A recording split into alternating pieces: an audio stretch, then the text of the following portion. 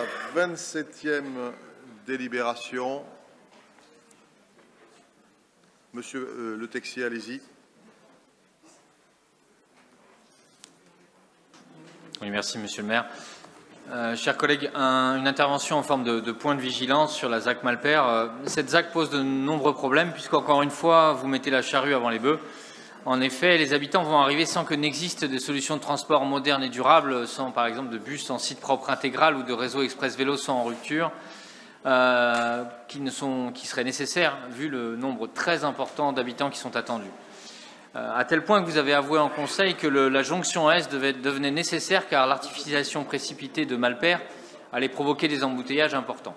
En gros, au XXIe siècle, vous faites partie des derniers maires présidents de France à financer des aspirateurs à voiture par manque d'anticipation. Car tout le monde le sait, dans toutes les collectivités territoriales, qu'un aménagement routier aujourd'hui dans une métropole, c'est la promesse de plus en plus de véhicules sur les voies qui y sont connectés. Et je parle de notre rocade. Le bitume appelle le bitume. Autre problème, alors que vous justifiez vos projets de construction par les très nombreuses demandes de logements en attente sur la métropole, vous continuez à produire des logements qui répondent essentiellement aux besoins de défiscalisation et non pas aux besoins réels de la population. Vous produisez en masse des logements de petite taille qui poussent les familles en dehors de Toulouse, ce qui accentue encore l'étalement urbain. De plus, vous ne prévoyez actuellement que 30% de logements locatifs sociaux au lieu des 35% auxquels vous êtes engagés dans le pacte métropolitain. Et vous n'êtes toujours pas en position d'exprimer à la majorité, à l'opposition municipale et au public combien il y aura de logements très sociaux, c'est-à-dire aujourd'hui les logements qui répondent aux besoins de 75% des 38 000 demandeurs de logements sociaux de la métropole. En fait, à l'heure où les moyens pour le réseau de surface s'effondrent sur la période 2026-2040, vous vous lancez dans une spirale mortifère pour notre environnement et la qualité de vie des habitantes et des habitants de ce futur quartier. Il est encore temps de revenir à la raison, Monsieur Moudinque. D'autres interventions? Monsieur Briand.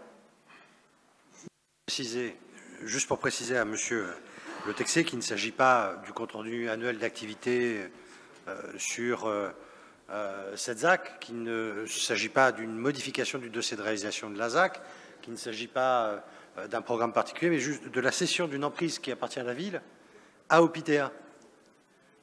Donc je veux bien que ce soit l'occasion de refaire le débat sur le programme de réalisation de la ZAC, qui a fait l'objet d'une enquête d'utilité publique, je le rappelle, sur lequel il y a la possibilité de débattre dans le cadre du compte-rendu annuel de l'aménageur. Mais la réalité, c'est que cette opération se déroule conformément à son dossier de réalisation. Il y a un point que vous avez évoqué, qui a déjà été évoqué en commission, c'est le pourcentage de logement social qui est à 30% dans cette opération. Mais à l'époque, c'était déjà le cas.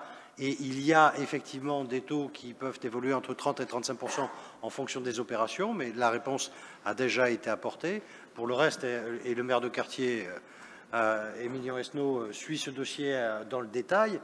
Tous les aménagements vont être examinés pour améliorer le projet autant qu'il puisse, mais je vous renvoie au dossier de réalisation qui vous apportera un certain nombre de réponses aux questions et aux interpellations que vous avez pu exprimer. Je mets aux voix cette délibération. Qui ne participe pas? Qui s'abstient? Qui vote contre? C'est adopté.